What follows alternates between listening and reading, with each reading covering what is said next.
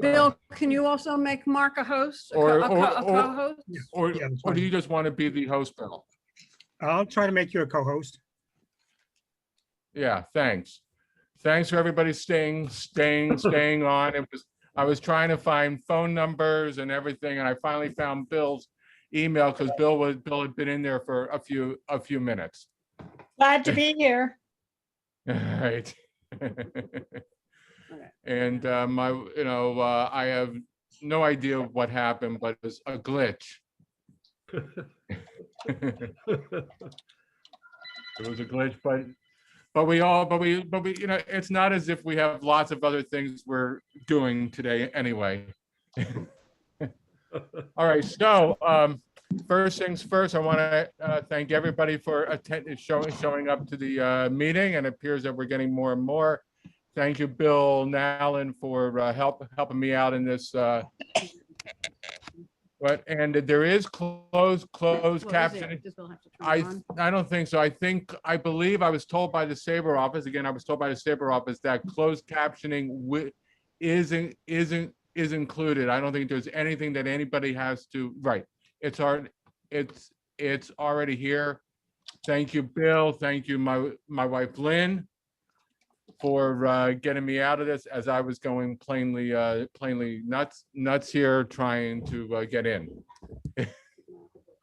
And Bill, Carl, I see your head, and you're waiting for tomorrow at 5:30 your time to watch a different game, a different sport. All right, so today, hi, Len. Len, you're on mute. Wanted to say hi, and this is Hi, Len. everybody. This is Len Levin. You see, Len, I know you were worried, and we did get on a couple minutes late. Len is the chapter president, and he's been with SABR longer than probably almost anybody on this call. Right, so, today we're going to have three presentations. Each presentation is going to be from 15 to 20 minutes long. We're going to Bill Nowlin. Bill, can you explain what you're going to be talking about? I'm going to talk about a book that I put out within the last year about Major League umpires. That's great. Then we're going to go to Stephen Glassman, who's going to talk about the 1971 Hall of Fame ballot election. Right, Steve? Yes. All right. Yes, Mark.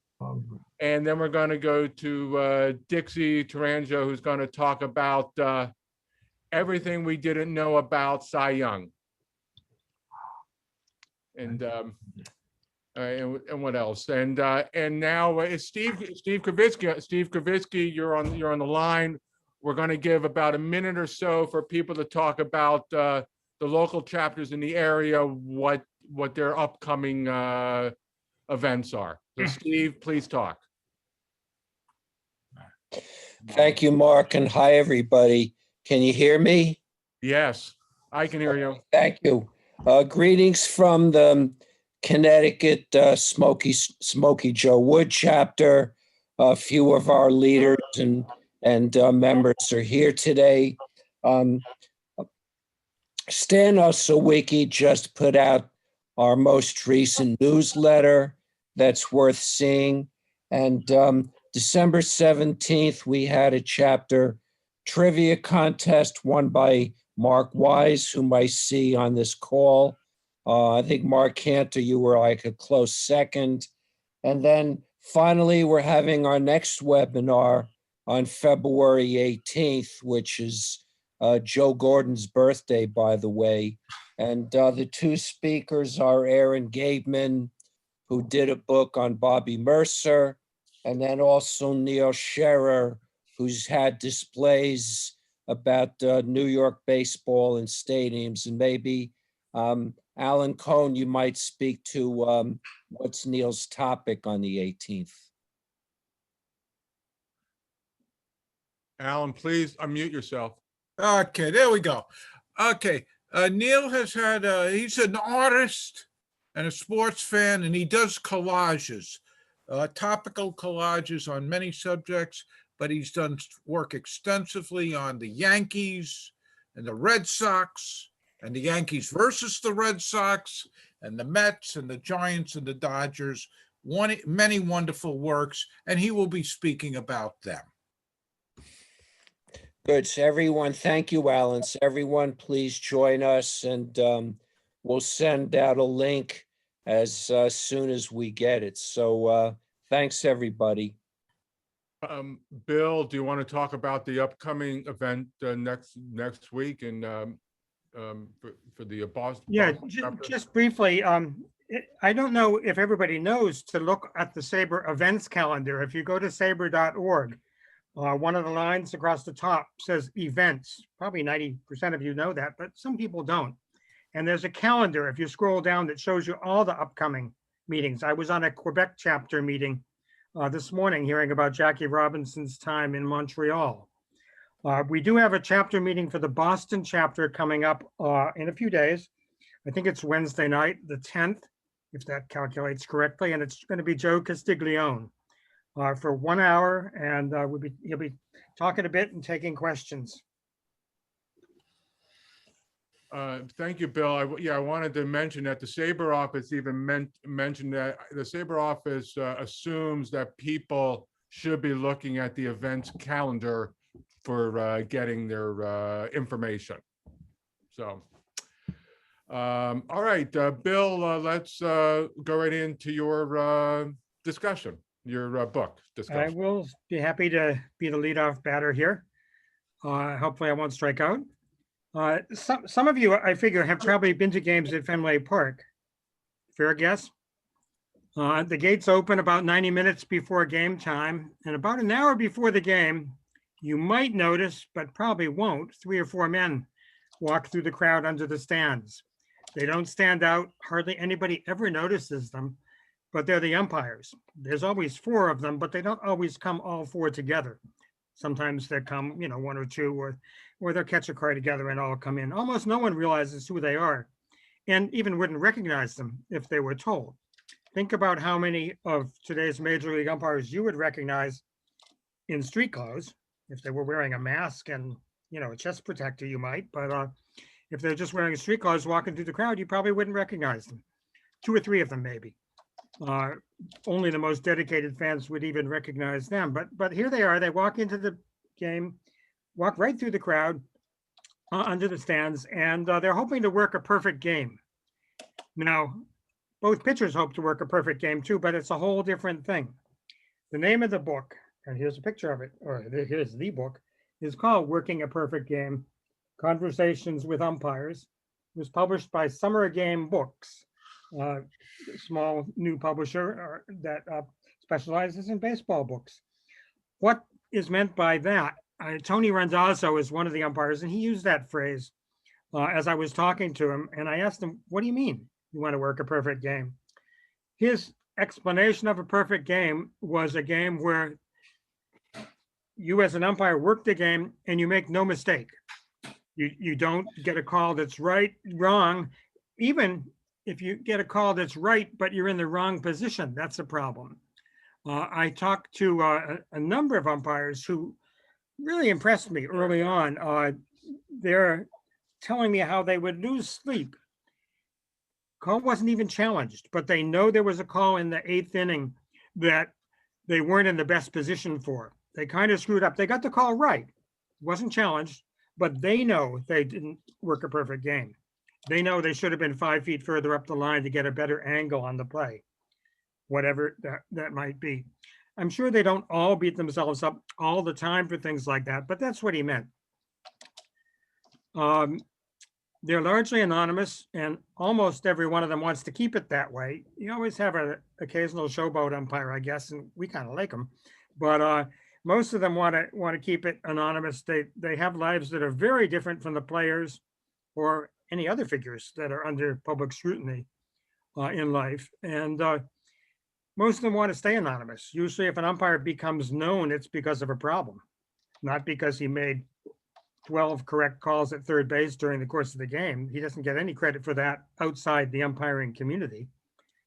Every umpire is graded by observers, either on video or at the ballpark, every game for 8 to 10 years before they make the major leagues. I mean, it's an incredibly difficult profession to get into, to become a major league umpire.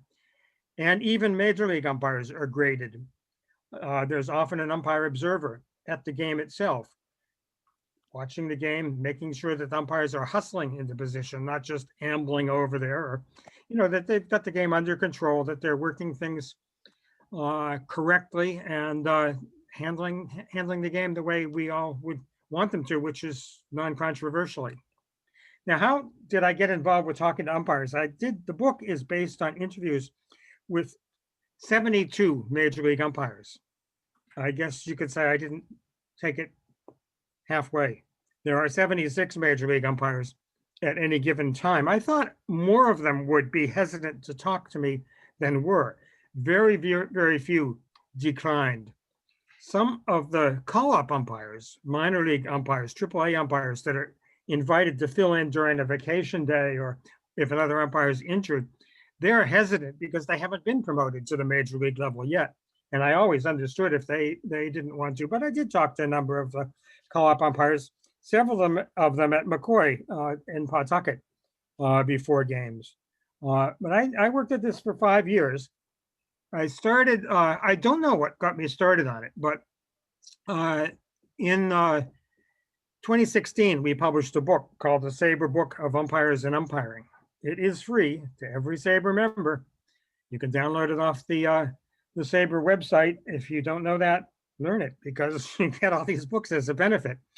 Personally, I don't go for ebooks much myself, but I'll download them now and again to just have access to something quick that I don't have on my shelf. In the course of working on that book with Larry Gerlach, who was a mentor of mine, and we worked on that book together. And one of the things I did is simply went to Fenway Park and introduced myself to some of the umpires and asked if I could talk to them. I wanted to get their stories. I wanted to understand where they'd come from, what got them involved in umpiring, and what were some of the challenges, what was life like being a major league umpire. I really didn't know. I'd met one or two in passing, but I really didn't know much about it. And at the very end of that book, there are 3 or 4 conversations that I had with groups of umpires. There'd be 3 or 4 of them sitting around the little table with get a snack or a meal at a game, and we'd just sit around and have a few minutes before the game. Then they'd have to play cards or whatever it was they do to get ready. I did it over a course of 5 seasons from 2014, this particular book, 2014 through 2019, and interviewed all these umpires, a lot of work transcribing the interviews, and then try to chop them up and try to make sense out of it. One of the first things that interested me is what kind of the backgrounds these guys had, what made them want to become an umpire. And it was quite a variety of reasons, or even non-reasons in a couple of cases. I also was kind of curious, as we always are with SABR Bio Project, is what was the socioeconomic background? What were their parents like? Where did they come from, in that regard? Phil Cuzzy was the first guy featured in the book. His father was a sheet metal worker. Ed Hickox and Tim Timmons, their fathers were also factory workers. John Tumpain, his mother was a nurse, and his father was a salesman.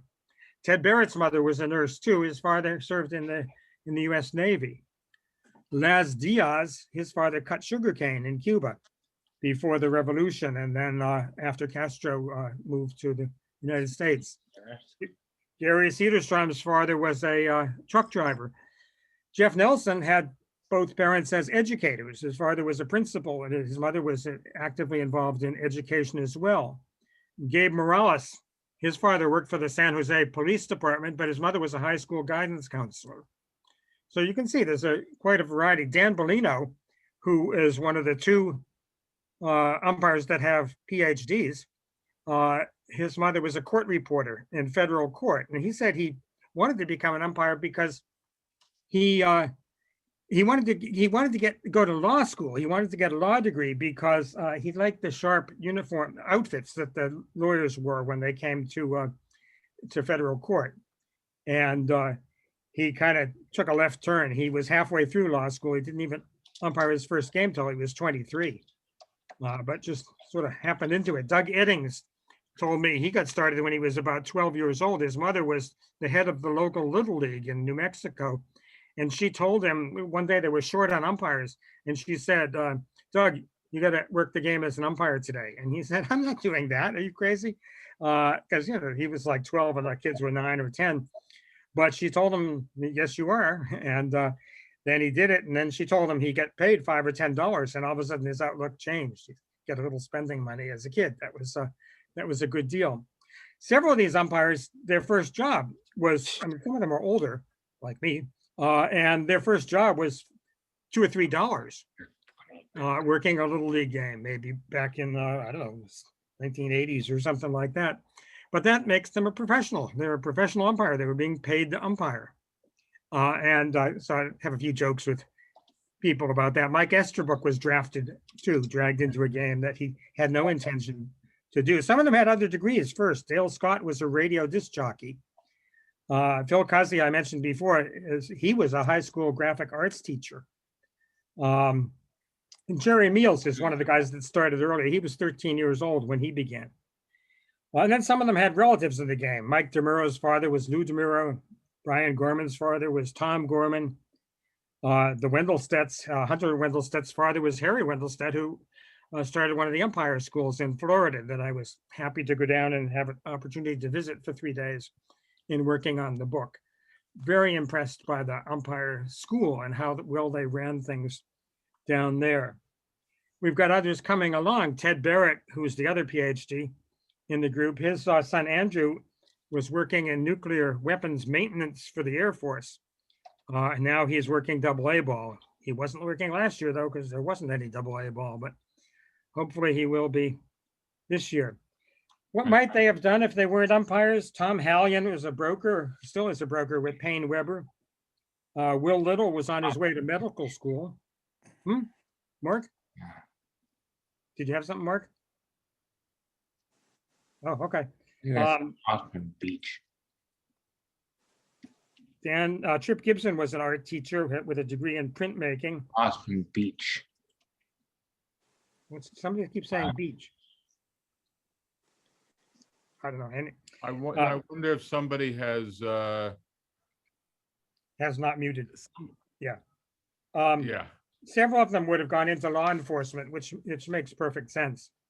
It's an unusual profession. It does take 8 to 10 years to get there. It's really hard work at really low pay, and you're being graded all the whole time. So you've got to really sacrifice in a way to make it. Some people don't. People drop out along the way. There's some of the people I interviewed in 2014 and 2015 that were no longer in the pipeline by 2018 or 2019. They didn't see enough openings ahead of them, or maybe they got a grade that they thought might hold them back. But for whatever reason, they dropped out. You get a family going, and you might not want to be on the road 120 games of the year, which is what they tend to work for the most part. As a call-up umpire, you might work 150 games. Some of them even worked 160 games because they're just filling in, and they're happy to get the work because they don't get paid much, even in AAA, $15,000, maybe $20,000 a year. And you figure out you're going to have to work an awful lot other parts of the year if you've got a family and all. You don't get to see your family much. Suppose you live in Rhode Island, of all places. There are games in Boston, New York that are reasonably nearby, but you're traveling to Kansas City and Seattle and San Diego and Atlanta, and you're out on the road. You have to, these days you can see your family by Zoom or other such applications, but for the most part, you're gone for significant periods of time. It impresses me thinking about how the players, they do the same thing, but the players might have a 7-day, 10-day homestand, and they'll be home half the year. The umpires aren't home half the year. They will rarely see the same team more than 2 or 3 times during the course of a season. I went through one schedule umpire didn't see a particular team more than 3 times, and one of those times was on the road for the team. The umpires basically are on the road all year with 3 other guys. The players have 24 plus other players that they can chat with and befriend, but the umpires are a really small, tight-knit community. And they don't get charter flights. They have to run and get commercial air flights and book themselves into hotels. The players just wander off and get on a plane that's chartered for them. They don't have to think about the luggage that shows up in their hotel room and so forth. Umpires are traveling like the rest of us, and it's a tough life. But you know, these guys impressed me by how much they really cared and how dedicated they were. They wouldn't be in the major leagues if they didn't. So I don't think it's unusual in one sense to know that they care that much, but it still impressed me nonetheless. So I think I've kind of rambled on a fair amount there. Some of you may have some questions, and I'd be happy to take them. I think what you could do is, instead of going to the chat, I see a few things in the chat, but I haven't looked at it yet. I think you could just unmute yourself and talk. Bill, Yes. Bill, I thought I would ask, I just put it on the chat line, and I probably should know this, but how much are the major league umpires paid per season? And is there a difference based on either longevity or whether they serve as a crew chief? Yeah, I meant to say that. They get several $100,000 a year, and there is a benefit to longevity. You know, you get a little bit more as you get higher up there. I can't really remember, and I don't know that I'm supposed to know either what the actual pay scales are, but they, by the time they've been in the major leagues, 15 or so years, I think they're making around $400,000 a year, and maybe even a little higher. They do get 4 weeks vacation during the course of the season. They get not the whole winter off because they have to go to spring training, and they have some prep work that they need to do as well before that. But they make, I mean, it's a good salary. It's below minimum wage for a major league ball player, though. So even the best paid of them is not making as much as a rookie ball player. But I mean, I think most of us would agree that that's a lot of money. Sacrifices involved, you know, missing a lot of family, not having even your favorite restaurants to go to, you know, if you feel like it, because you're off in Chicago or someplace. Now you may have a favorite restaurant in Chicago, and there's some benefits to that. But and they do have a certain kind of job tenure by the time they make it too. They really have to screw up to get fired. You hardly ever hear of an umpire getting fired once they've made the major leagues. That the phone call that they get when they're told that they're hired as an official major league umpire is the biggest moment of their lives in a way. Put in 8 or 9, 10 years maybe at low pay, sacrifice, trying to make it. And then you get a call one day, said you've been promoted to the major league staff. And I happened to be at Fenway Park the day John Tumpane got promoted. The umpire observer that works in the press box had told me about, I don't know, 4:30 or so. He said, you know, John got the call today. And so I went down and I was there and met him as he came into the ballpark about, well, it was about 6 o'clock, I guess, 5:45. And he was just, he was beaming. You know, it's just the call that somebody told me that they actually broke down crying. They were in a restaurant when they got the call on their cell phone, and people from another table came over and asked him if he was okay. You know, and his wife was crying too, because she'd been sacrificing as well. Thank you. Bill, Steve here. I wanted to ask, I guess, 2 related things. One, did you get to talk to retired umpires? Because a lot of us grew up with people like Al Barlick or Jim Hunachik or others. And also, did any of the umpires talk to you about calls that they made that were memorable? Yeah, both. I mean, one of the ones I met and talked to was Jim Joyce, who made one of the more memorable calls. depriving a pitcher of a perfect game, 26 outs, and he blew the 27th call at first base, and he admitted it instantly afterwards. He took him less than 3 minutes to see a replay when he got back to the umpire's room afterwards. And I mean, the guy still had a no hitter, but it's not a perfect game. He just felt bad ever after. And that's one of the reasons that I think that many of the umpires appreciate instant replay, because that can help you get the call right. There clearly would have been an instant replay on that call if it had been in place at the time. And it was so obvious on television that the call would have been right. The guy would have, the 23-year-old pitcher from Venezuela would have had himself a perfect game. Now, what was the other question you asked? Oh, retired umpires. There are plenty of other umpires that have had other calls, of course, at times. And replay really does help. It takes some of the edge off. On the other hand, I talked to Linda Davis, who's Jerry Davis's wife, outside the umpire's room before a game at one point, and she said she really missed it.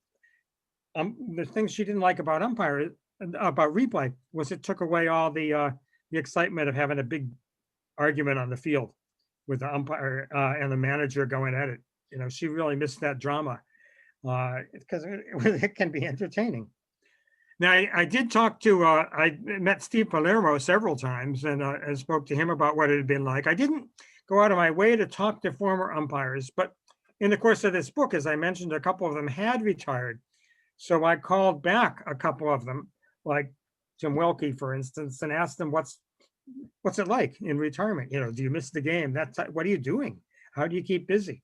He had told me that he regretted not graduating from not completing his college degree. And so I asked him, did you go back and finish up? And, no. And he's just sort of farming in northern Michigan, I think. But for the most part, I talked to just the major league umpires and about 8 to 12 or so of the guys that are trying to come up, some of whom made it during the course of these 5 years.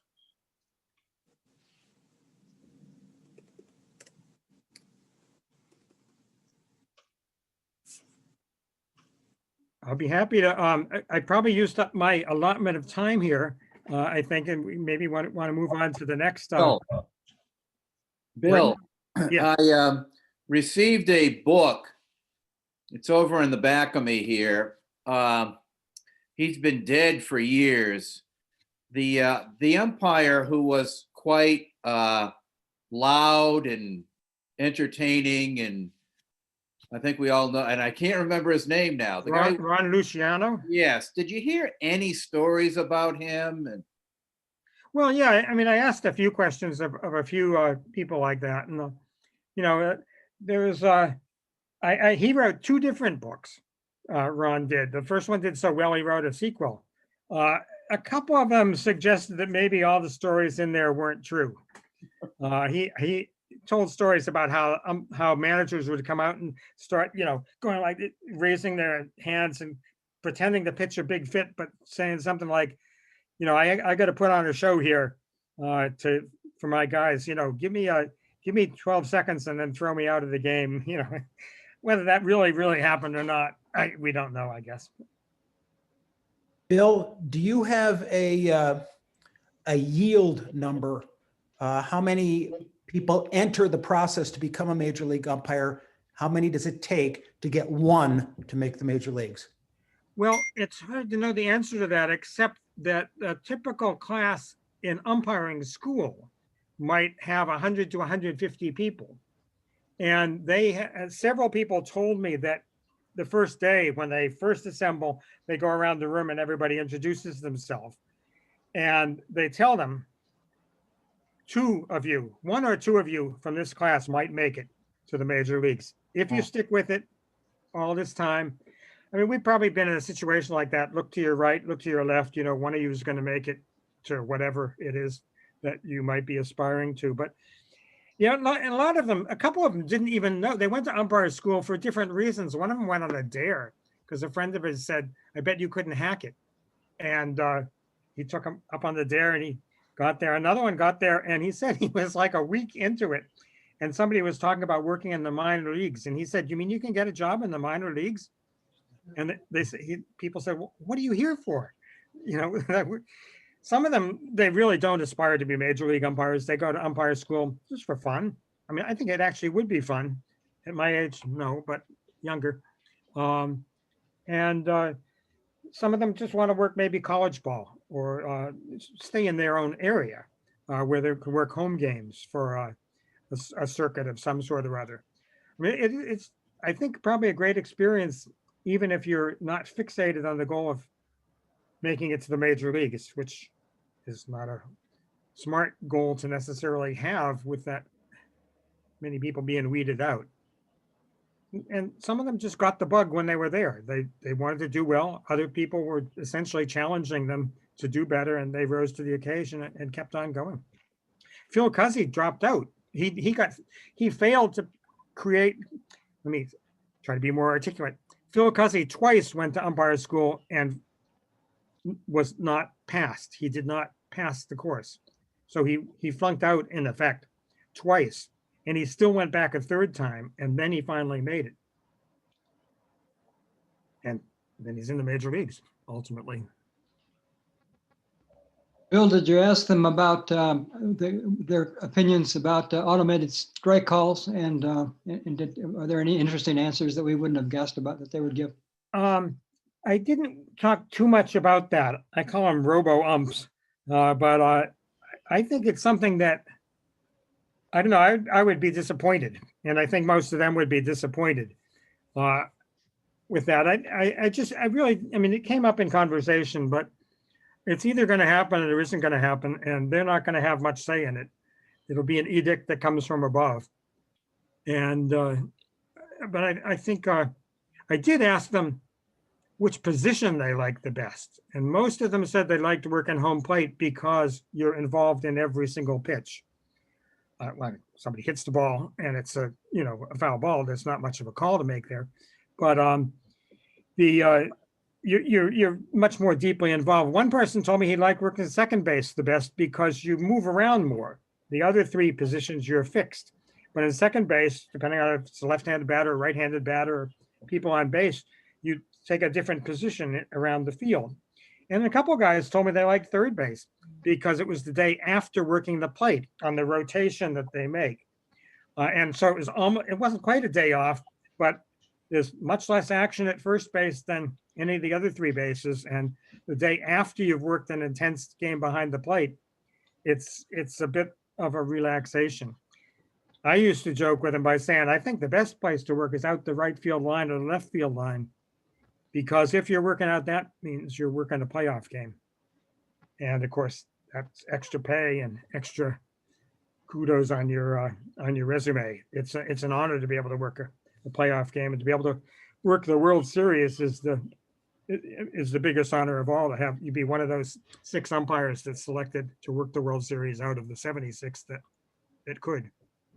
All right, I'd like to go. Thank you, Bill. I'd like to go to Stephen Glassman. I'm going to Stephen's from the Philadelphia chapter, and I'm going to share my screen.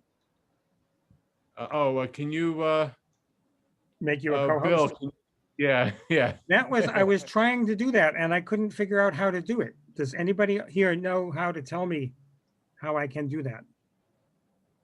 You move your mouse to the bottom of the screen. Something should pop up where there's the unmute, stop video participants chat.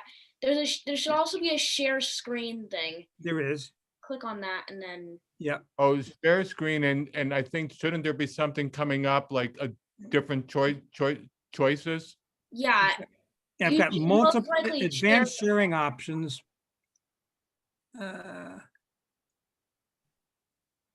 I'd recommend choosing desktop because then you can share whatever is on your screen.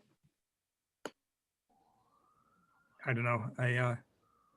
Bill, what I could do is I could send you Steve's. I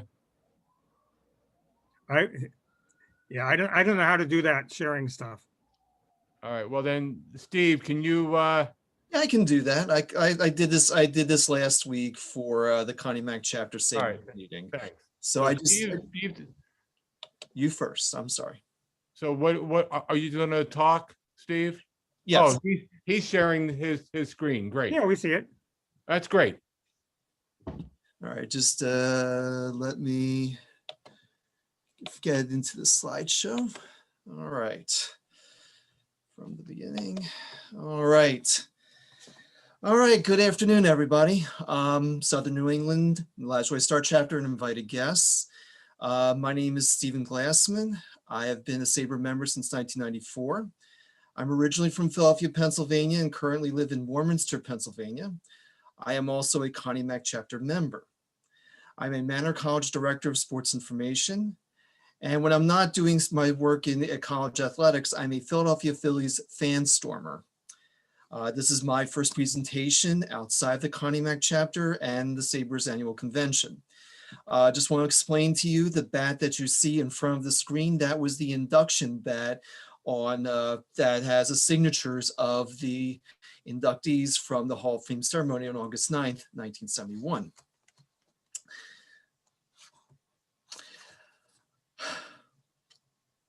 I've followed Hall of Fame voting and its analysis since the 1980s. I have also done some Hall of Fame related presentations.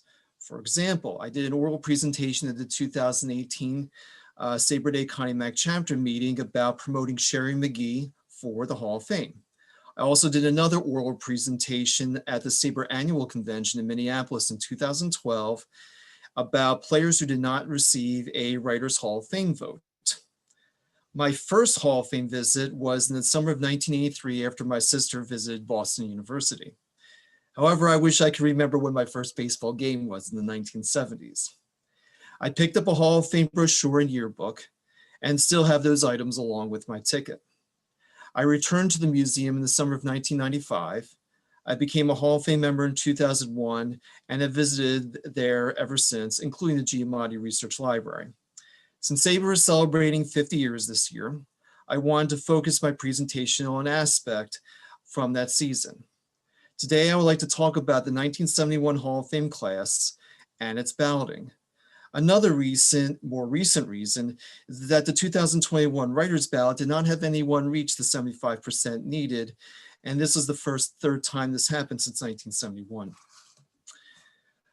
My presentation outline is as follows: the 1936 through 1970 Hall of Fame breakdowns, the 1971 Writers, Veterans Committee, and Negro Leagues Committee ballots. Y'all have a little, an epilogue.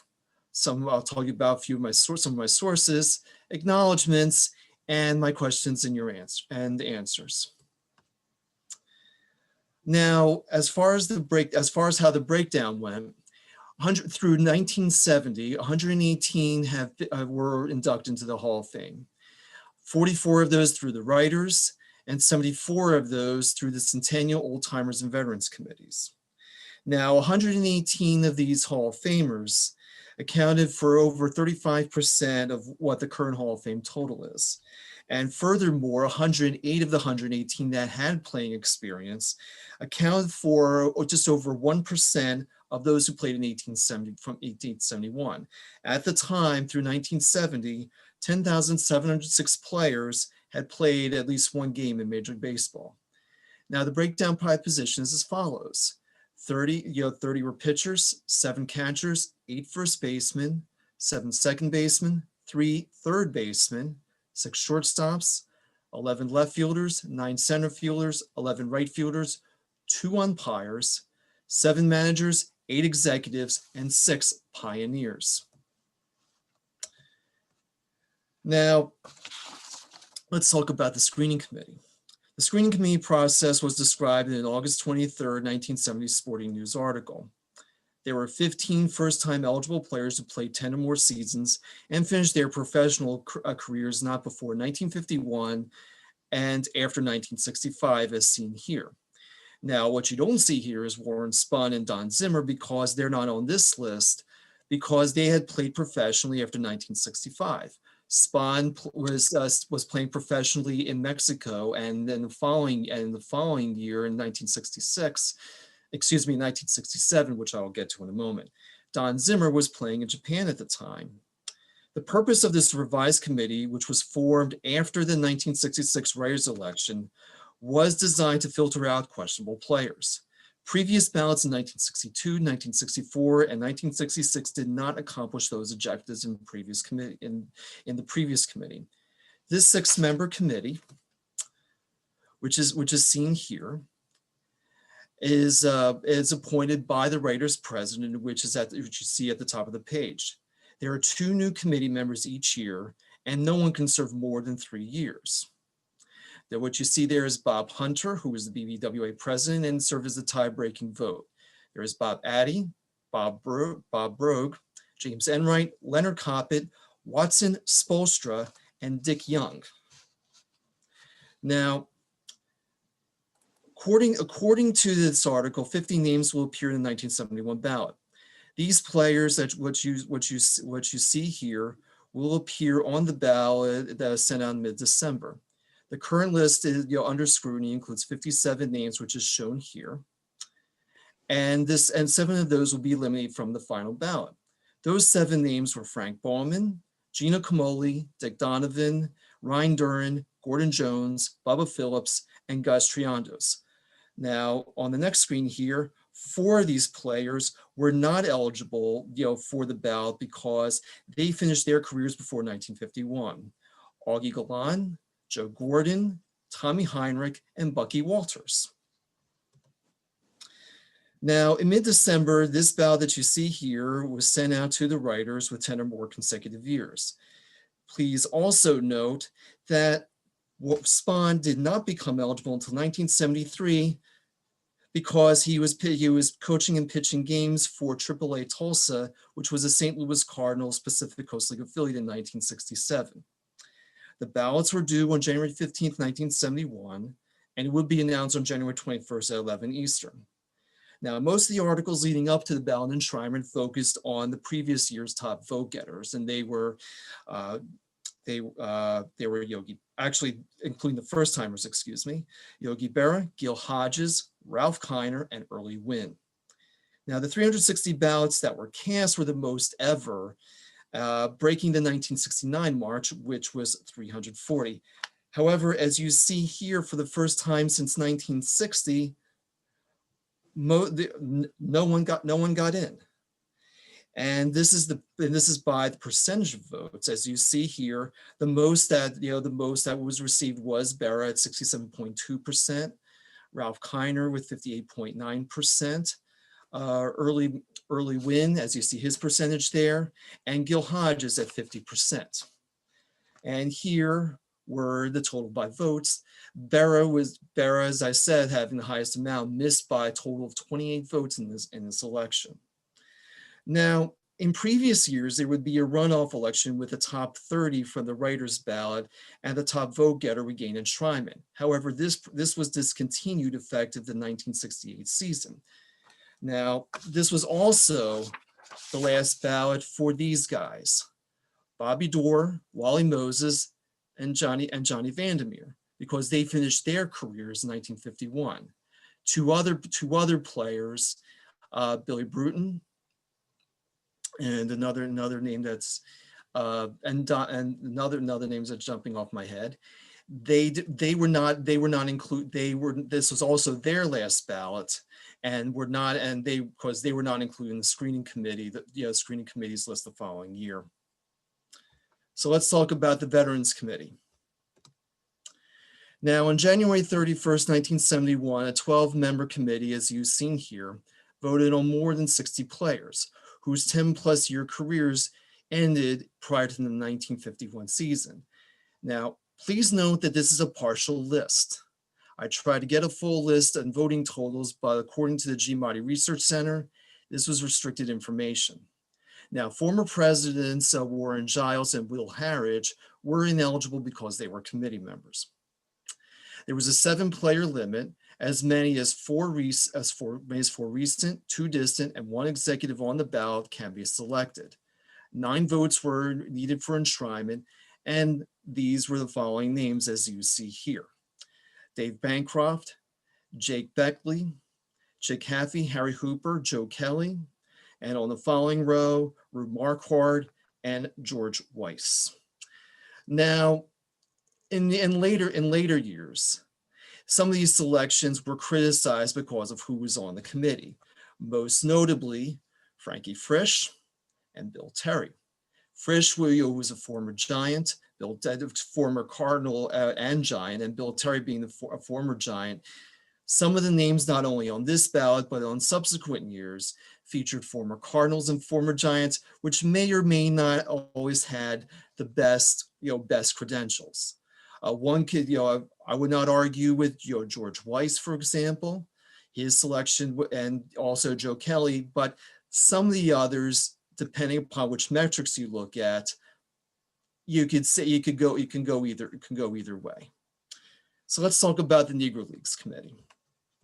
Now, as you see here, then this is an excerpt from Ted Williams's 1966 Hall of Fame induction speech.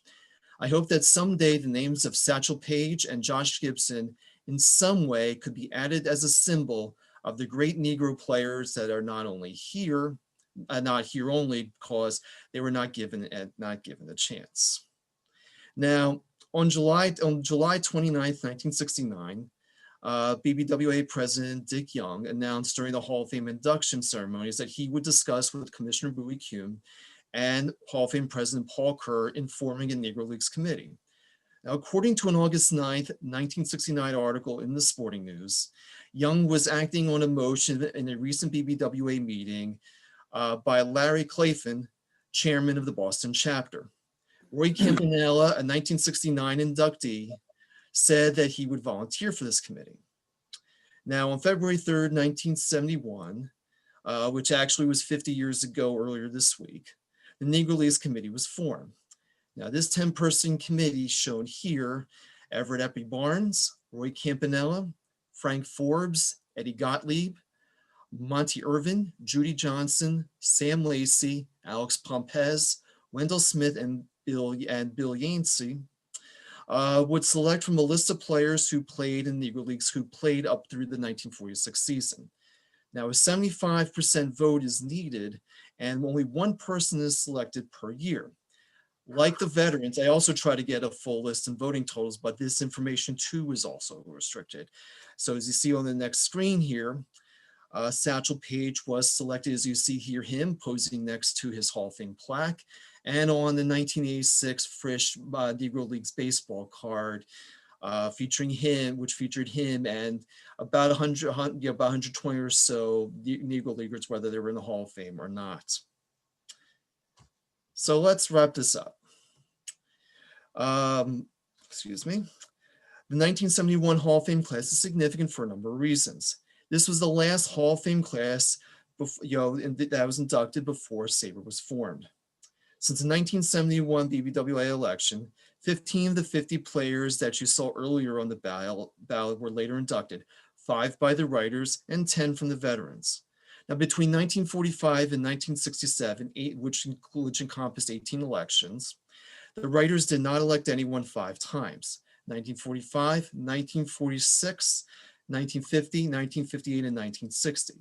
And now a runoff election was needed on 3 other occasions: the 1949, 1964, and the 1967 special election, after not initially electing anyone.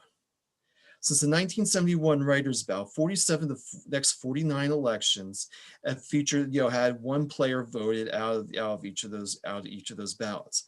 Furthermore, this included 24 straight between 1972 and 1995, which was the longest stretch since voting began in 1936. Now, since the 1971 Veterans Committee elections, 8 of the names that were mentioned in that partial ballot that I mentioned were elected. Now, the Veterans Committee, because now after the 7-player limit, they went back to the 2-player limit between the 1972 and 1977 elections. Before that rule was eliminated the following year. The Veterans Committee continued its elections through 2011, and then formed the era committees, which we see today, and which have been around since 2012. Now, This is also the first class that included someone who predominantly played in Negro Leagues. The Negro Leagues Committee had selections through 1977, and any additional players were, were part of the Veterans Committee. Now, also of note, there has not been anyone from the Negro Leagues since the Hall, since they were inducted in the Hall of Fame since 2006, when they had that special election, featured a very large Negro League class.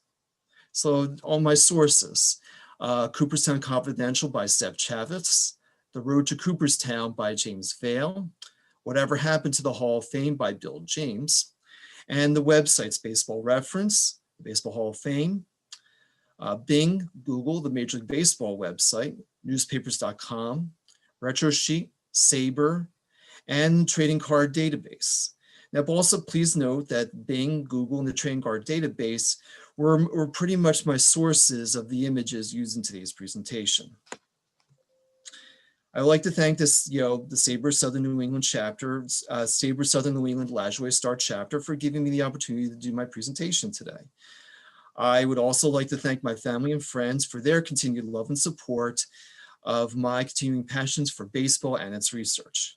I also like to thank Cassidy Lent, manager of reference services at the Giamatti Research Center at the National Baseball Hall of Fame Museum, for her assistance. Finally, I'd like to thank you, the audience, for listening to my presentation today. Are there any questions? We'll have 5 minutes for questions and answers. Yeah, I have a question. Sure. Any clue why Yogi Berra was not elected? How could you not vote for Yogi Berra? Well, the math is, you see, because there were 50 names on the ballot and there's about 10-player limit. So if you do the math, you can have as many as 3,600 votes, which means that not everyone's going to get a vote. Why Berra? I have absolutely no idea. You have arguably the guy at the time who may have been at that time the best catcher in baseball history. Right. The credentials speak for itself. I mean, he was, and even because this is a writer's vote, you would think that as likable as Berra was, you'd think that that would also gain him extra points.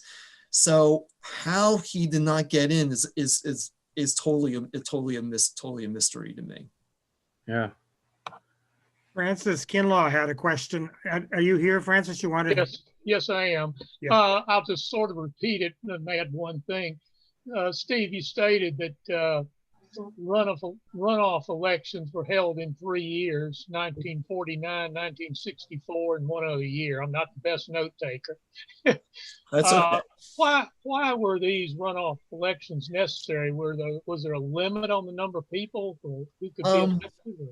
There was not really a limited number in terms of those, to get in. It was just like, anybody got 75%, they did. But in terms when they did the runoffs, it was the top 30. But as far as I can tell you, that was just, as I said, based on my research, it's incredible to see when you look back that some of these guys did not, why some of these guys did not get in the first place.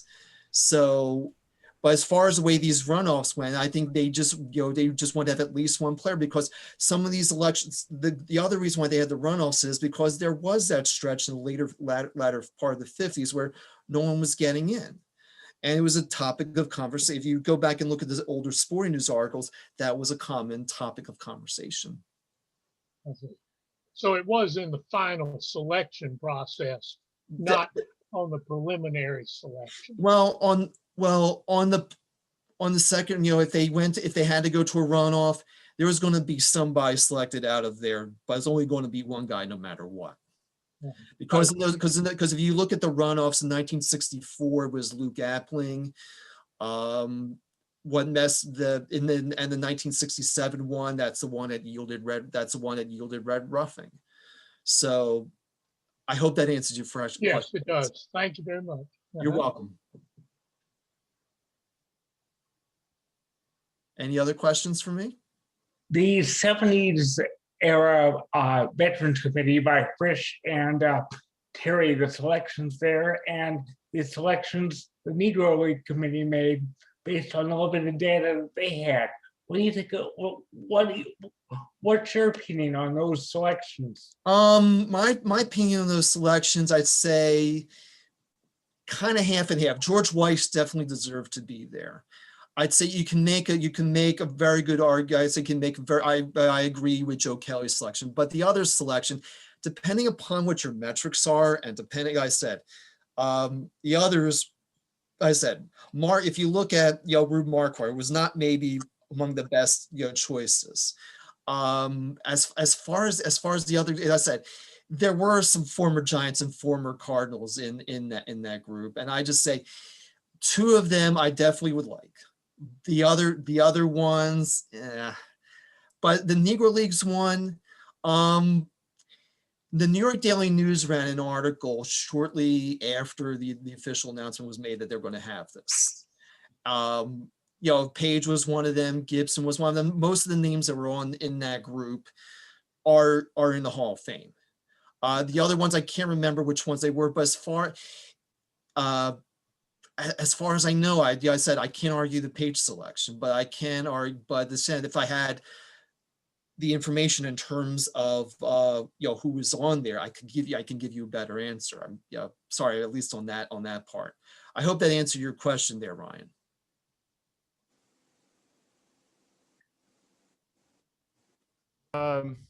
I guess we're done with those questions and answers. Steve, thank you very, very much for your presentation. I guess it is interesting. I don't know if I was upstairs in my house for a second. Did anybody ask a question? I was looking at the list. It is amazing that some of the people who got on, who got in, they didn't have that many votes. Like I just noticed, like Richie Ashburn or Duke Snyder. It was interesting that, Snyder, in fact, is, he's considered to be, maybe not quite as good as Mays and Mantle in the area, but he really didn't have a lot of votes that year. And it took, I think that, to help, go ahead.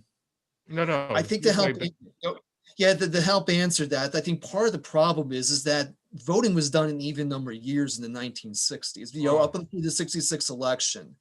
Part of it was because the lack of, either the lack of players. It was the logic used behind the writers vote, as far as the way the writers went about their business is unbelievable. Because if you look at the 1960 election, for example, there were 176 players on the ballot. That's why you saw it reduced. It would have helped if they had reduced the list from 50 on down, because there were just so many votes to go around. Not everyone had received the vote. And I think that really hurt guys who you would think, like a Berra, a Kiner, to name a few, Early Win, 300-game winner. I mean, some of these were no-brainers that we look on it now.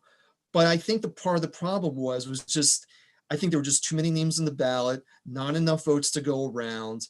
And because you see in recent years now, there's fewer names on the ballot, and there's more votes to go around. Back then, and the other thing is that unlike today, electors are more informed.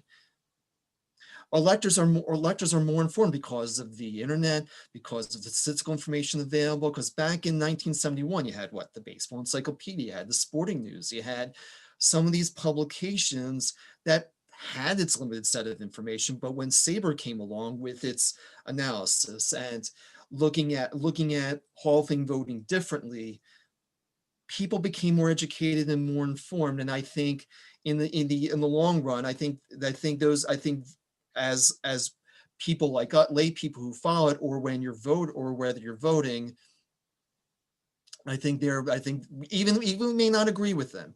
I just think the system is much better now than maybe it was 50 years ago. Thank you, Stephen. Mark, you're very welcome. I appreciate you giving me the opportunity to present to your chapter. That's great. Dixie, are you ready to make your presentation?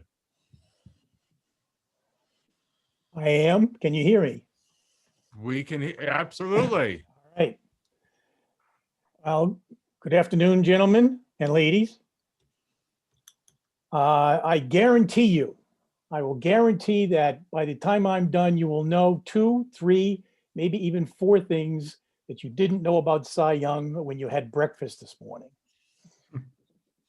I am going to weave, my apologies to Bill Carl, but I'm going to weave a little dinky quiz into my talk as I go along.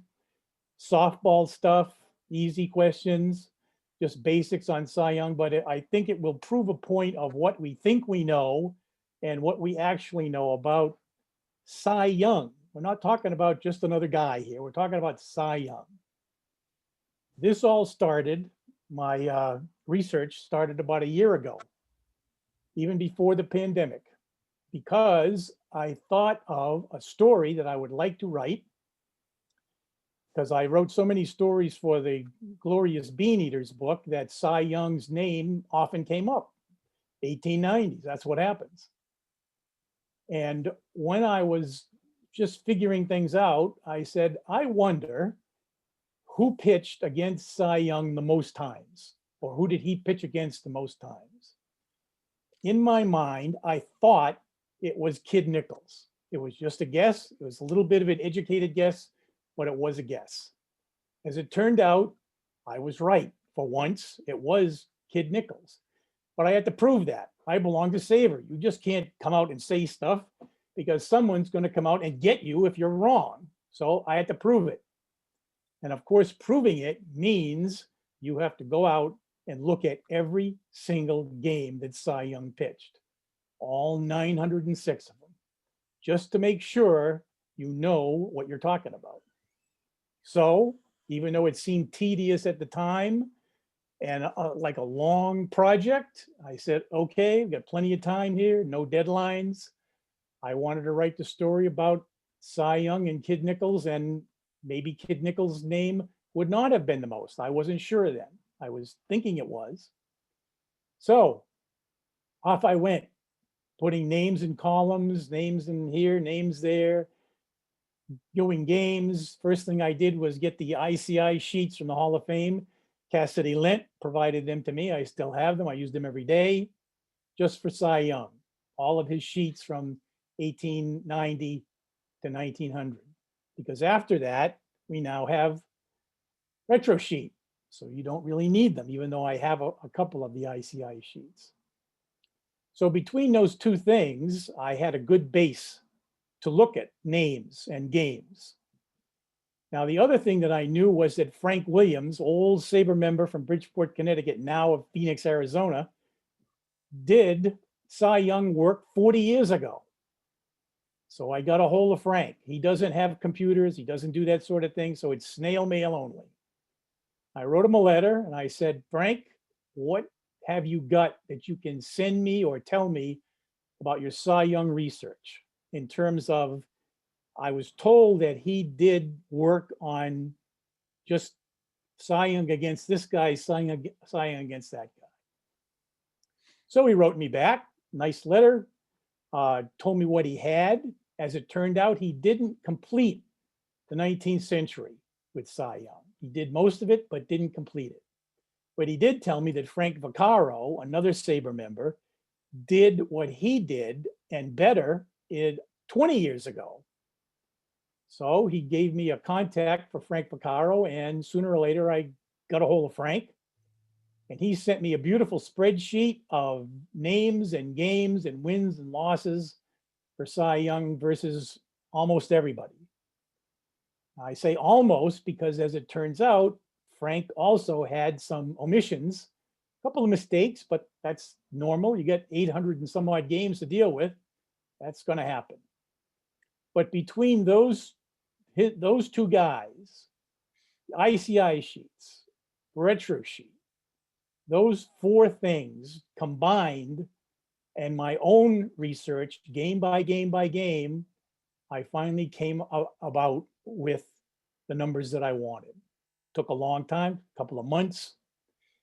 My first question in my little weaving out in and out quiz is, by the way, there's no wagering here. If you want to take a guess at the quiz answer, you can write it down on a piece of paper. I'm just gonna say the answer about 20 seconds from now. How many teams did Cy Young pitch for in his major league career? So I am in the process of going over all the games, wins and losses, trying to get them all to come out.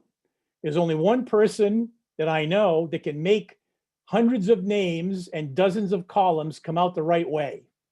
And that man is sitting in this audience tonight because that's my friend Herm Krabenhoff. He's the only guy that can do this.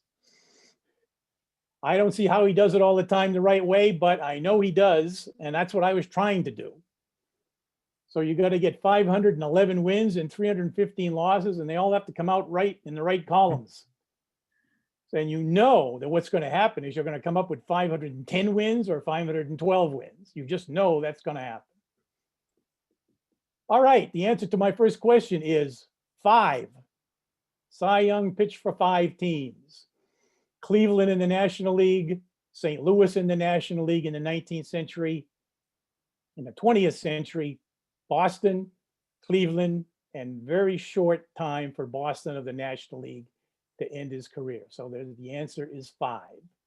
What's great about Cy Young's whole career is that it's so symmetrically perfect. 19th century, 11 years, 20th century, 11 years. 2 teams, 19th century, 2 teams plus a tiny little bit in the 20th century. And only 3 cities. Cleveland, Boston, and that tiny bit in St. Louis, 1880, 1899, 1900. Now, what I wanted to do was write the story about Cy Young and Kid Nichols for the 19th Century Committee newsletter, which appeared, the last newsletter that came out. You can read it. If you read that story in the last couple of weeks, that means you'll know the answers to the rest of my quiz questions. But if you haven't, then you'll have to guess. My second question is, how many books have been written about Cy Young? This does not account for Bill Nowlin's SABR essay, his biography there, just real books that you can pick up like this one. How many? Now, as for writing about the 19th century, took me a while to do that. As a matter of fact, I wrote a story for the Dead Ball newsletter first, because I found this great game, a couple of great personalities while doing the Cy Young research. And I decided to write about one game that Cy Young pitched in the 20th century that deserved a little shout out, because just of how odd it was. And the reason it was odd is because, first of all, Cy Young lost 1-0. Now, that's not a big deal, not much of a trivia question there, but it was because it was 1903, and it was the first time Cy Young ever lost a 1-0 game. It only took him 13 years to lose one. Now, he lost 6 more after that, usually to Hall of Fame guys or really good pitchers. But this game he lost was to Highball Wilson. Highball Wilson threw 1 shutout in his career of 4 years. It was against Cy Young. And Highball Wilson scored the only run of the game. And that was the second time that Highball, not a very good pitcher, beat Cy Young. So he was 2-0 in his career against Cy. Quite unlikely. And of course, at the time, Boston, 1903, was in first place. Washington, Highball's team, was in last place. So you have a nobody pitcher in last place beating the best pitcher in baseball in first place, 1-0. That made it very Twilight Zone-ish. Books. How many books? Steve says 2. The boy says 5. The answer is 4. And here they are. Whoops, the wrong way. Why does this always look like it's backwards? Anyway, 1, 2, 3, and 4. The first book by Ralph Romig was done in 1964. It was a kind of an admiration book for a guy who lived in his home state of Ohio in his basic area. I think the author lived about 15 miles away from where Cy trekked his whole life. This is Ralph Romig. And it was a children's book, basically. It's advertised as a children's book. It is not a SABR well-done book. It's okay, a lot of stuff in it that's pretty good, but I have one game that I picked to illustrate to you about all these books that were written about Cy Young. His first game, you would think that someone taking the time to write a book about Cy Young would do a great job on his very first game in the major leagues. You would think that. Mr. Romig, local boy, high school journalism teacher, wrote for newspapers and such, had a whole bunch of people in his book here that he thanked for doing some of the legwork. I don't know if he would still want to thank them. The first game that Cy Young pitched was August 6, 1890 against Chicago, against Cap Anson, and against Bill Hutchinson, who led the league that year in wins with 41, the best pitcher in baseball.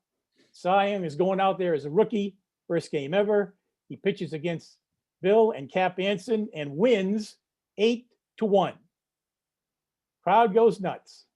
However, the book says the game was 3-2. He couldn't get the score of the first game right. Strike one. He also said that Cap Anson struck out a couple times in the game. As a matter of fact, struck out to end the game. No, he didn't. Strike two. Cap Anson didn't strike out. All the newspapers of the day listed the strikeouts that Cy Young had, 5 of them. Cap Anson's name is not there. As a matter of fact, the question will always be who was the first guy to strike out, and you can't tell.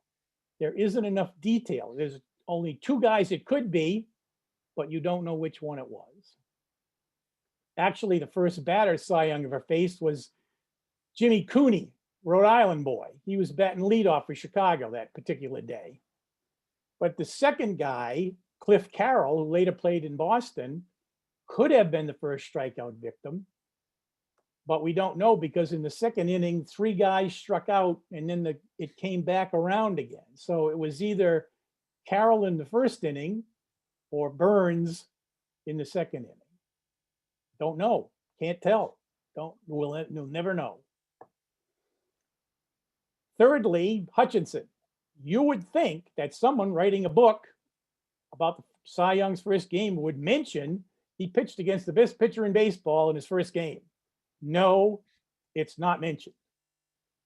It's Hutchinson's name is mentioned about 10 pages later, just as an aside, that he won 40 games.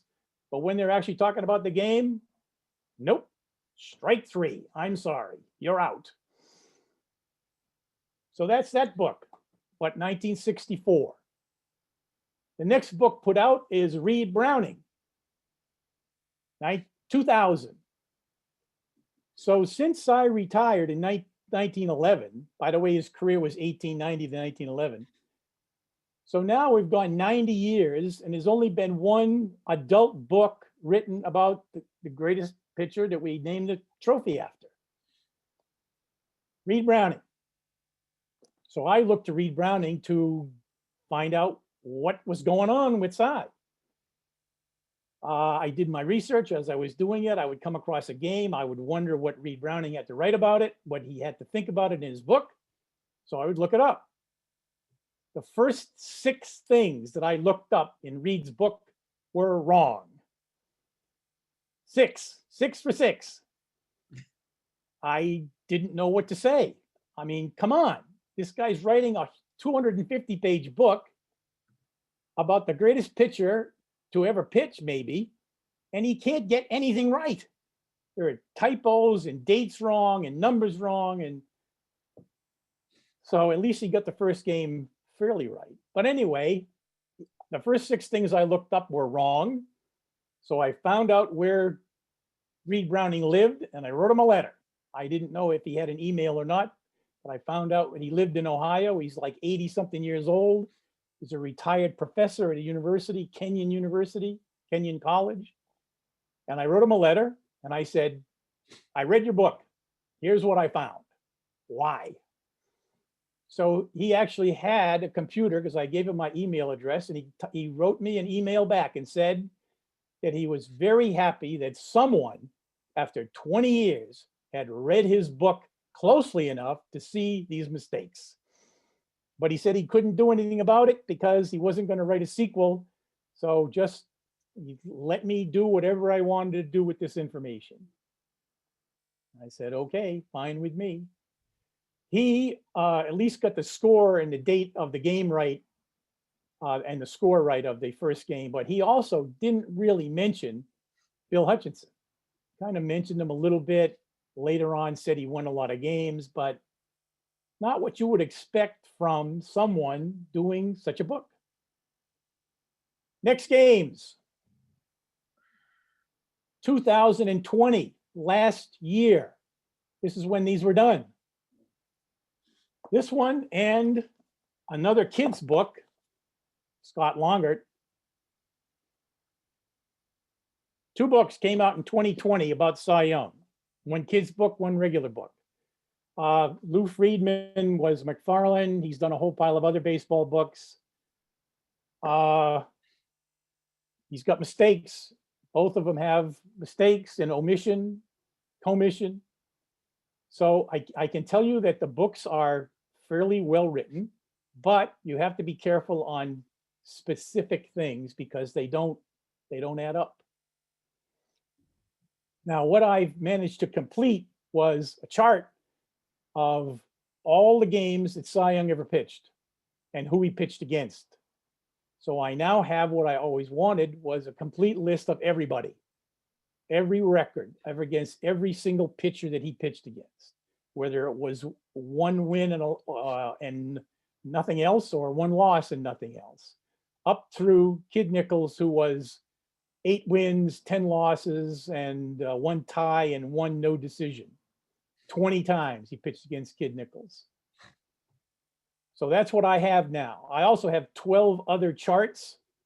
So if you ever want to know something about Cy Young against this guy, that guy, teams, I think I have it.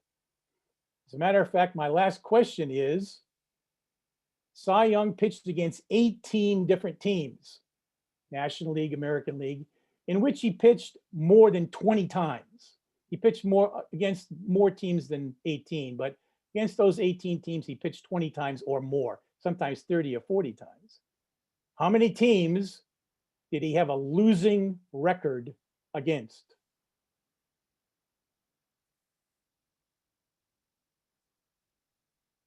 The answer is 1, just 1. Now he tied with the Boston Bean Eaters in the 1890s. He was 26 and 26. But the reason why that happened is because when he played for St. Louis in 1899 and 1900, he lost 7 games in a row. Otherwise, he would have had a winning record against the best team in the 1890s. But it was 26 and 26 altogether. Now, the one team that he had a losing record against was the Philadelphia A's of the 1900s.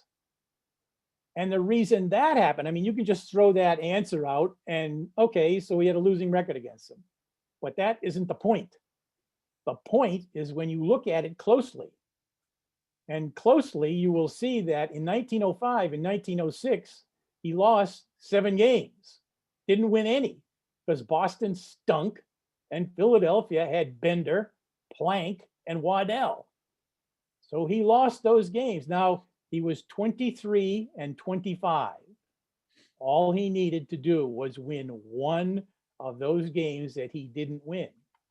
Perhaps it might have been the 20-inning game he lost to Rube Waddell 4-2. If Boston had managed to score 1 more run in the first 19 innings, he would have finished 24 and 24 against Philadelphia and had a winning record against everybody that he pitched that often against. But he didn't.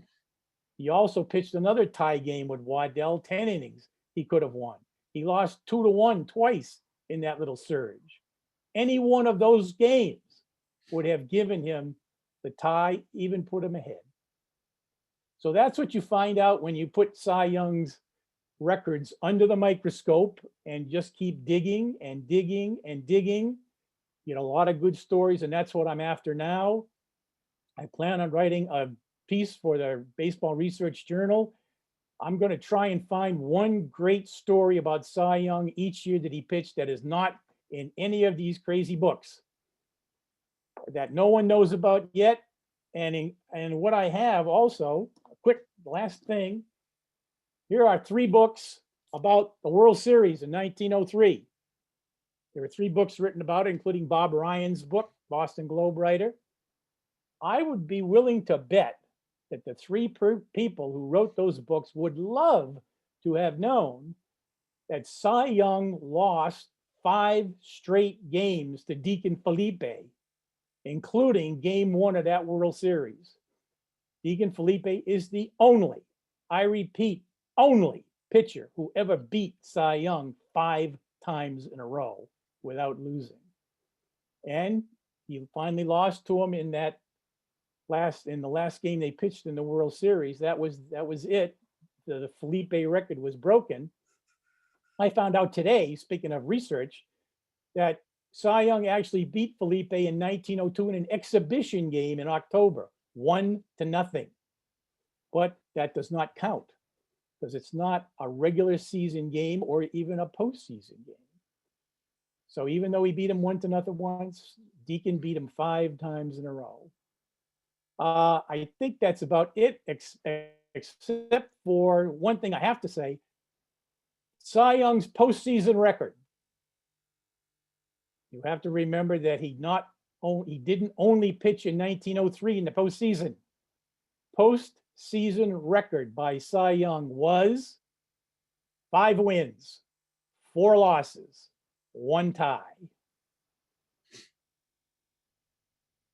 Any questions? Dixie, this is Steve here. Yes. When you mentioned 1-0 games, did you keep track of Yes, I did. how many 1-0 wins he had and how many 1-0 losses he had? 13-7. Okay. They had 6 wins in the 19th century, and it was 7-7 in the 20th century. I have a list of all the games, who pitched them, and I also have every 1-0, 2-0, 3-0, 4-0, 2-1, 3-1, 4-1, and 3-2, 4-2 games. I wanted to see how many close games that he won, because looking at that from afar, you can see that Cy Young, we think he won a lot of games, 511. He could have won 540 or 550 pretty easily if his team had scored runs at the right time. Very, very easily done. Anybody else? Dixie, you note that Cy Young, of course, is the name that's on the Pitcher's Award each year. Yes. What is there one thing that you can look back on and say, that was what caused me to spend all this commitment on this one gentleman? Well, it was just that I really wanted to know who he pitched against the most. It was a simple question. I love Kid Nichols. I love the Bean Eaters. That's why I wrote all those stories about him in the book. And I just wanted to make sure. And as soon as you make a decision like that, you know damn well what's going to happen if you're a SABR member. You're going to go crazy. And so I did. And as soon as I got it through my head that that's what had to be done, then it was pretty easy to do it. But Cy Young, a terrific guy, certainly, by all accounts. The 4 books will tell you that, page after page after page. Great. They do talk a lot about his perfect game and his no-hitters and all that good stuff. That's all in there. I'm just saying that there are many, many, many stories that are not in there. And these books are not that big. Reed Browning's book is like 240 pages. The other ones are all smaller, especially the kids' book. So there's a lot of stuff that isn't there. And I hope to be able to fill in some of the cracks. Thank you, Dixie. Thank you for being so crazy. But if you ever want to know, I also have a day-by-day listing of wins and losses, the 180 days of the season. The one story, the best story of that bunch, looking at this chart and looking at it and say, what the hell happened here, is that August 11th, pretty good day in the summertime to pitch a ball game. Can't miss August 11th, middle of the summer. In 22 years, Cy Young pitched once on August 11th. One time. He pitched in Louisville, pitched to a 6-6 tie. It's the only time he ever pitched on August 11th for whatever reason. I don't understand it. It was 1896, but once, that's it. And they didn't even allow him to pitch on his anniversary dates. After August 6th in 1890, he only pitched once more in the 19th century on that date and lost.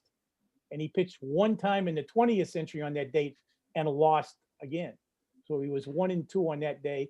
And if you're wondering what day he pitched mostly on, you can guess it if you think it's May 30th, Decoration Day. Pitched 11 times. Anything else? Dixie, where did Cy Young live while he was playing in Boston? I do not know. I do not know. I've tried to look at things that should give you the answer, but it doesn't come out. Not yet, anyway. All right, thank you.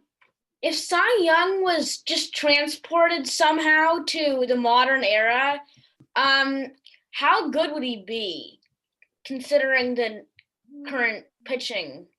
Well, that I don't know about that. He had good speed. He had good curveballs. And I have something that I was going to read, but there's no time to read it. It's a description of Cy Young pitching in his in 1891, the second time he came into Chicago to pitch. Now remember, he pitched his first game against Chicago. Hutchinson. There's no N in Hutchinson. That's the other thing about Lou Friedman's book. He does mention Hutchinson, except that he misspells his name throughout the entire book. There's no N in Hutchinson before the last N. It's Chison. Anyway, Cy Young beat Hutchinson, then he lost to him twice, lost to him again, and after that, beat him 9 straight times. It was the only guy in the 19th century that he beat 10 times. Now, the only guy he beat more was Win Mercer. He beat him 11 times, so that stretched out over the 19th century and just into the 20th century. But Hutchinson was the guy he beat the most. Hutchinson was on his way out, especially when the distance to home plate became a little longer. He was pretty much done after that. But Hutchinson did beat him 3 of the first 4 times he faced him. But in Chicago in 1891, it's a fabulous description of Cy Young pitching. He was throwing his arms one way, his legs another way. The guy writing the story for the paper said he does not look like a pitcher. He looks like an acrobat. He's huge. He throws fastballs that you could throw through a barn, but they just would make fun of him because he looks so weird out there throwing his arms and legs in all different kind of directions. But that's what the description was on his second season. Yes. Dixie, I have a question. It's about the 1894 season. So I was doing a project where I'm looking for best seasons by weighted runs created, and 3 of the top 20 seasons by individual hitters were in 1894. Yes. So Hugh Duffy, who hit 440. The Willow Billy Hamilton, Kings. and then Joe Kelly. And I noticed, look at Cy Young stats from that year, and it had his worst ERA, his worst FIP, and his worst WHIP. But if you look at league adjusted ERA plus, it's just his career average. So what was going on that year? Was there a rule change or a change in the composition of the I was going to write a book once called Kings of the Willow, because that's the year that everyone hit. when the distance changed in 1893, everyone thought that was going to be the year that the hitters went nuts. It wasn't. It was the next year they went nuts. Okay. And so Young was just caught up in the same thing that every single pitcher was caught up in 1894. You just got pounded day after day after day. And when you pitched a good game, 3-2 or something like that, it was astounding that that could happen.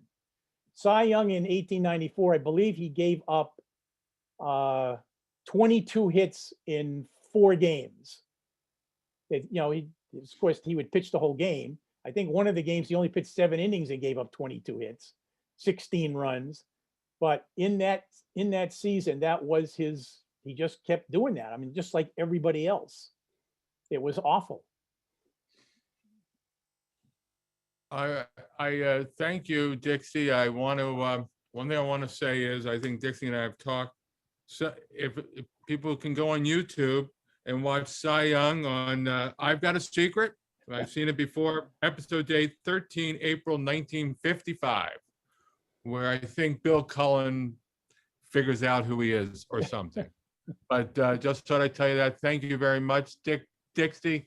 Now we're going to go to the trivia contest, and I'm going to share my screen. What we're going to do is this: everybody's on their honor here. I believe Bill Carr will ask the questions, and just on your honor, and there'll be 10 10 questions. Just answer them, and let me see if I can do this. And here we go. Let me make this bigger. Can you hear me Bill, okay? I can hear you. Can everybody give the thumbs up if they can hear Bill? All right, good. Go to the first question. All righty. Oh, wait a minute. It's not on Cy Young, fortunately, son. I thought I'm gonna have to do I thought I had it up here, but for some reason it's not showing. Of course, it's not showing it. All right, I will do it a little differently.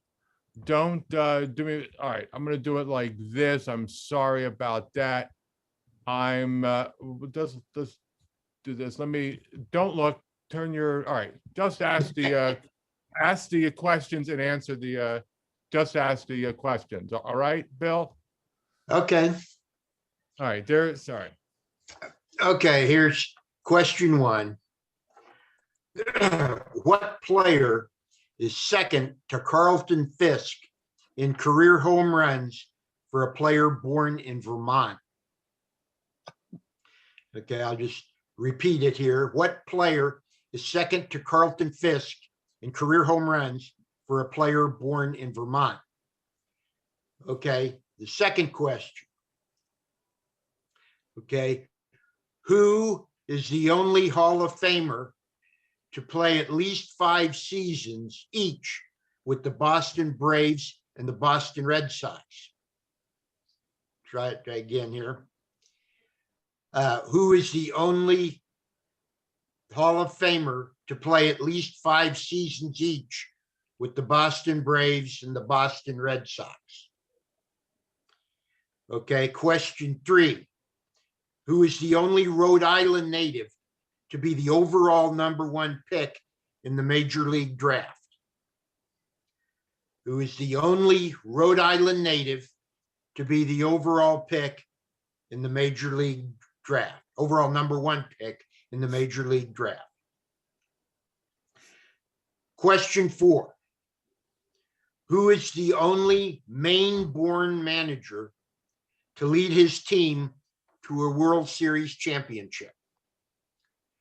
Who is the only Maine-born manager, that's the state of Maine, to lead his team to a World Series championship?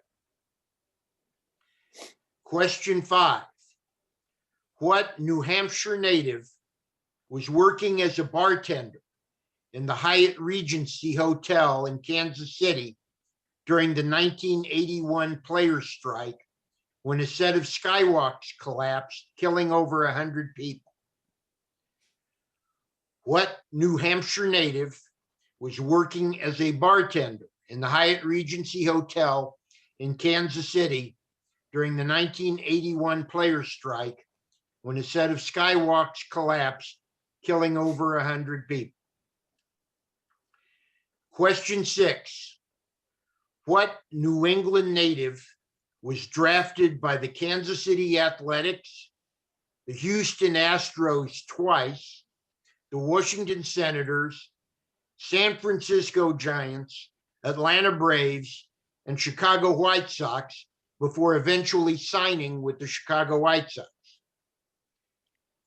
What New England native was drafted by the Kansas City Athletics, Houston Astros twice, Washington Senators, San Francisco Giants, Atlanta Braves, and Chicago White Sox before eventually signing with the White Sox? Question 7. Who is the only non-Hall of Famer to start the 1934 All-Star Game? Who was the only non-Hall of Famer to start the 1934 All-Star Game? Question 8. Who pitched the first Major League perfect game? Who pitched the first Major League perfect game? Question 9. What UMass graduate, that's University of Massachusetts, what UMass graduate finished his career with over 300 career saves? What UMass graduate finished his career with over 300 career saves? Question 10. Who is the only 20-game winner to have attended the University of Maine? Who is the only 20-game winner to have attended the University of Maine? Okay. Hopefully you heard all of those questions well. So, Mark, you think we're ready for the answers here? Well, are we ready, everybody? Are we ready for the answers? Do people need more time? I guess we're ready for the answers. Okay. Answers. Question number 1. What player is second to Carlton Fisk in career home runs for a player born in Vermont? Answer, Pat Putnam. Question 2. Who is the only Hall of Famer to play at least 5 seasons with each of the Boston Braves and the Boston Red Sox? Answer, Jimmy Collins. Question 3. Who is the only Rhode Island native to be the overall #1 pick in the Major League Draft? Answer, Bill Allman. Question 4. Who is the only Maine-born manager to lead his team to a World Series championship? Answer, Bill Kerrigan. Question 5. What New Hampshire native was working as a bartender in the Hyatt Regency in Kansas City during the 1981 players' strike when a set of skywalks collapsed, killing over 100 people? Answer, Rich Gale. Question 6. What New England native was drafted by the Kansas City Athletics, Houston Astros twice, Washington Senators, San Francisco Giants, Atlanta Braves, and Chicago White Sox before eventually signing with the White Sox? Answer, Pete Varney. Question 7.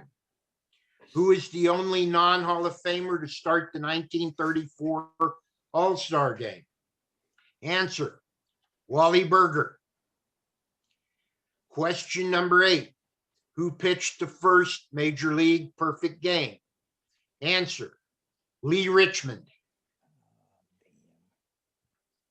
Question 9. What UMass graduate finished his career with over 300 career saves? Answer, Jeff Reardon. And question 10, who is the only 20-game winner to have attended the University of Maine? Answer, Bill Swift. Okay. Anybody get all 10 right? 9, 8, 7, 6, 5. Anybody get 4? Anybody get 3? Steve Glassman got 6. Oh, who got 6? Steve Glassman. Oh, Steve Glassman got 6. Ah, that's terrific. It's hard to kind of see here who got the answers right, but anyway, so good job. Could you please repeat the answers to 3, 9, and 10? To 3, 9, and 10? Yeah.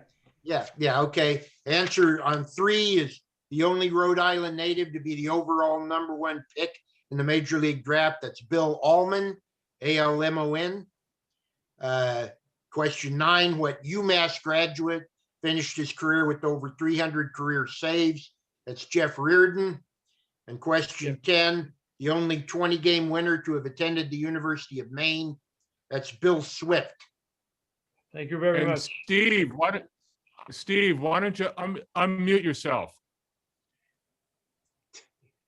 Bill, let's give Steve a warm, nice round of applause, Steve. And Mark, you finished in second, right, Mark, with 4? Wow, I've seen this before. Might I add, Len, didn't one of those answers didn't he speak at a Southern New England meeting at one time? Billy Allman. Billy Allman. Yeah, I remember that. Spoke at one of our sessions at St. Philip's. Yeah, I remember that. Billy Allman was the short. What? I was gonna say Wally Berger spoke at the 1980 SABR convention. I remember talking to him briefly there. Wow.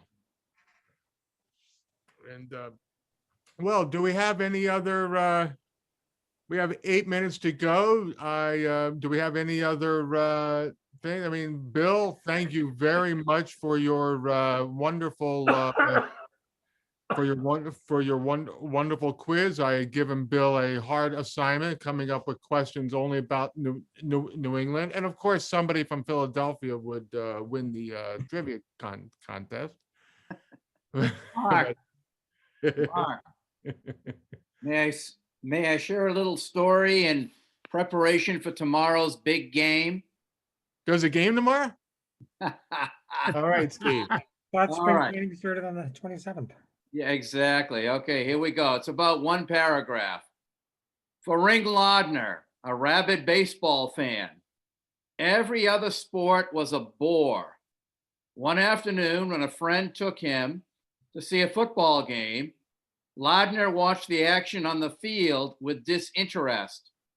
Suddenly, in the second half, the crowd came to its feet when a punt returner ran the ball almost the entire length of the gridiron.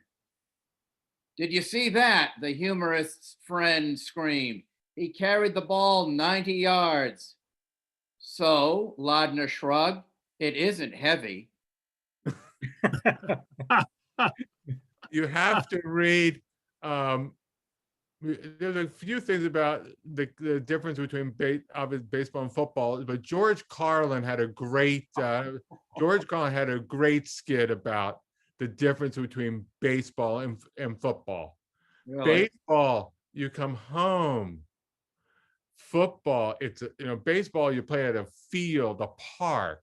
Football, it's a gridiron. Stuff like that. The big differences between the sports. I had forgotten about that.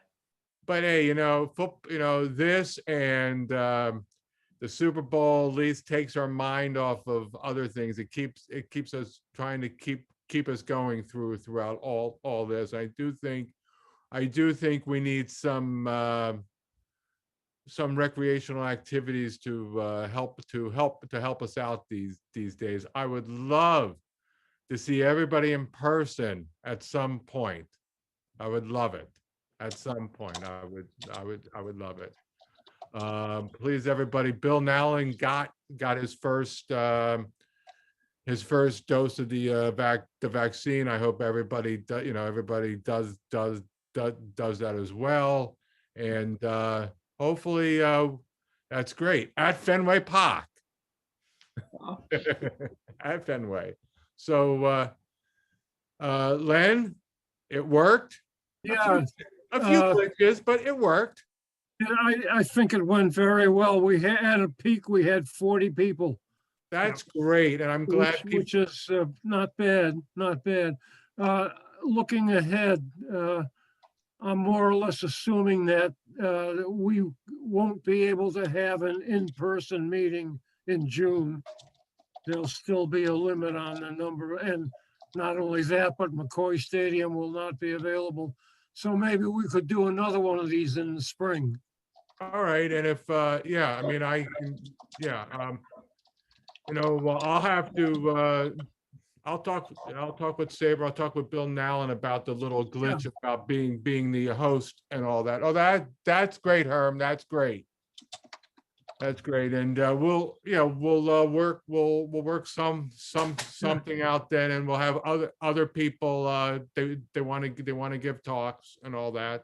Everybody's available to we're. Let me know, and I'll send an email out to the chapter after we decide. Look for. I know one person contacted me the other day and wanted to do a presentation, and I said, I'm sorry, we're filled up. Yeah. So he's a possibility, and I'm sure there'll be others. All right, well, everybody, thank you, and let's meet again. We'll meet again on Zoom, and let's hope that we'll have maybe by Thanksgiving or something, Len, maybe we can meet in person. One can hope so, yeah. See you all at St. Philip's. Well, St. Philip's, the good thing about St. Philip's, it's a big place. Yeah, we could. And it's ventilated, so hopefully we can do something there. I would think so. And Mark, I would just like to say something. Mark? Yes? If any of you are interested in getting the vaccine, if you call a place in Arlington, it's called American Family Service Urgent Care Center, they'll set you up for a shot. That's for the people in Massachusetts. Every state is different. Just Okay. yeah. I got one there last Sunday evening. No problem. That's great. That's awesome. For the people in Mass, that's great. Yeah. Rhode Island, as Len and I, Rhode Island, everything's run a little differently and all that. I have talked to Richie Hebner. Oh. And it's sort of like, depending on the day, he said, yeah, sure, I can do that. And the next day it's, well, maybe not. And then the next time, Richie, what do you think? Yeah, okay. Now there's another guy too, that I've tried to reach, haven't done it yet. I thought he had a much longer career, but I think all these guys have stories. He just lives up in Rentham. He pitched, I think, with the Red Sox. I mean, talk about a cup of coffee, but I think it'd be fun. I want not Plimpton, Jeff Plimpton, maybe? Plimpton. Yeah. He was a pitcher. Yeah. For a very short time, really, really short. So I've been trying to reach him too, and haven't gotten that far yet. Is Richie still in the grave digging business? Well, the last time I talked to him, he said he had a couple of gigs that way. I don't know if he was pulling my leg or not. No, I spoke to Hebner a few years ago. he had taken over the family business. Yeah. At that time, he was, they pulled him out of work to do some work as a batting instructor for New Hampshire, but most of his time was spent with his business. Yeah. Richie Hebner played back on a bunt. That's all I remember in a night in game 3 of the 1977 National League Championship Series by Vic Davalillo. That's all I remember. Sorry. 2 outs in the top of the ninth, but who remembers stuff like that, right? Yeah. So, anyway, guys, thank everyone. you, and we will do this again. Bill, Nowlin, thank you for I'm glad you contacted me, and Yeah, it worked out. we could get this going somehow. Thank you very much. Yeah, come visit the Boston chapter meeting this week. Yes, do that. And Thank you. Get on February 18th. And Bill, go Chiefs. And Dixie and Steve and Bill, thank you for your presentation. And Bill, thank you for the quiz. And Len, thank you for setting this up for the last X number of years. Thank you. Good. Bye-bye. Bye. Good trivia contest. Tough, but good. Bye-bye. Bye, everybody.